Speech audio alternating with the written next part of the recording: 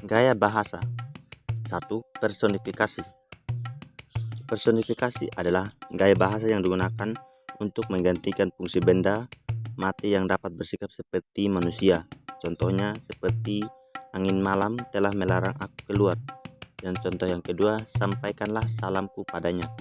Gaya bahasa yang kedua, metafora. Gaya bahasa metafora adalah gaya bahasa yang digunakan sebagai kiasan yang secara eksplisit mewakili suatu maksud lain berdasarkan persamaan atau perbandingan. Contohnya, majas metafora seperti usahanya bangkrut karena memiliki utang dengan lintah darat. Dan gaya bahasa yang ketiga, asosiasi.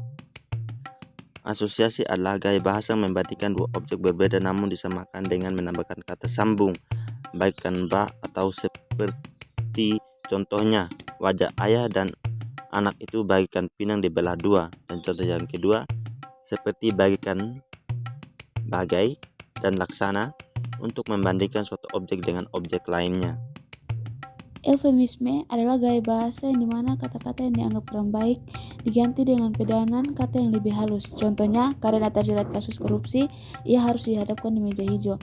Metafora adalah gaya bahasa yang digunakan sebagai kiasan yang secara eksplisit mewakili suatu yang dimaksud lain berdasarkan persamaan atau perbandingan. Contoh, majas metafora seperti usahanya bangkrut karena memiliki utang dengan lintah darat. Yang ketiga, hiperbola adalah gaya bahasa yang mengungkapkan sesuatu secara berlebihan, bahkan terkesan tidak masuk akal. Contohnya, pria itu memiliki semangat yang keras seperti baja, tentu ia akan menjadi orang sukses. Gaya bahasa simbolik yang menggunakan kata benda dan lainnya, yaitu seperti gulung tikar, jeruji besi, meja hijau.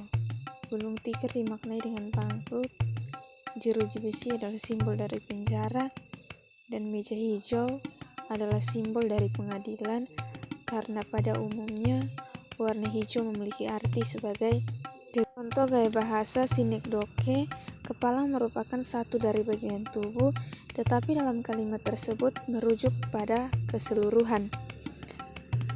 Contoh lainnya, semua mata tertuju padaku, membuatku gugup selama pertunjukan teater berlangsung.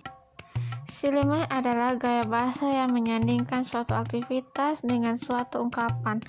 Contoh gaya bahasa seperti ini, anak kecil menangis bagaikan anak ayam kehilangan induknya. Alegori adalah gaya bahasa yang menyandingkan suatu objek dengan kata kiasan.